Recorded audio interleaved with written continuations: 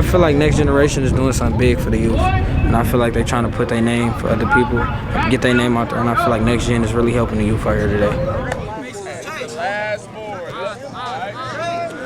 A lot of younger guys came out here and got some exposure. I feel like some incoming freshmen came out here and did their thing.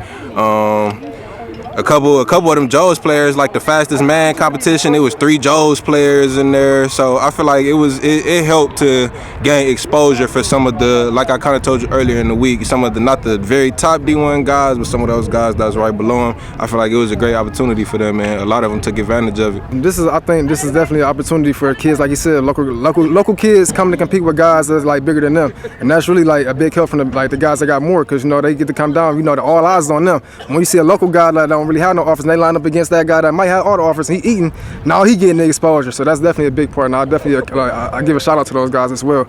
And I think just going forward, just trying to keep it going, just trying to keep it elevating from here, because we're giving the kids a popular exposure already through the camera lens. Now we get the colleges out, now they get to really see for themselves who we got in Ohio. Without them seeing it in person, it's like you can't really get a feel for what we got going on. Year one with Sean behind it, you guys got the best of the best from Northeast Ohio out here. How big was that for just a starting point going into this year as well, do you think? Definitely a big starting point, because like I said before, Trey McNutt, he was a big help to really get that rule lifted. Without him, we wouldn't be in this position to give kids the proper exposure. It's always good to work with the best players around Northeast Ohio, compete with the best iron sharpen irons, like we say. So it feels good. I feel like I got better today. I got to work on going into camp season. It was fun. Got to go out there, compete, have fun, work on my technique and my craft, and get ready for the camp season. Gary, he emerged last year as a freshman. What do you make of seeing from your younger teammate? Because he's balling out in football, he's balling out in basketball. There's so many spots he can play. What do you make of the younger teammate? I'm proud of him. He worked hard, put in the work during the off season. So this is not unexpected. We expect this out of him. So I'm just proud of him, and hopefully he's gonna continue to keep doing it. It was a young football team at Glenville last year.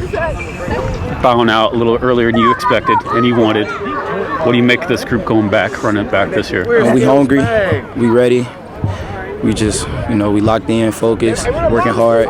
We ready to be back at States. What was it like knowing that you're going to be at Heights now, playing with some former Glenville teammates, one last time at least? Yeah, it feels good. All my brothers, it's all love, so it feels good for sure. Yeah. What did you like best about today? 7-on-7, competing with the best. That's all. I like competing with the best all the time.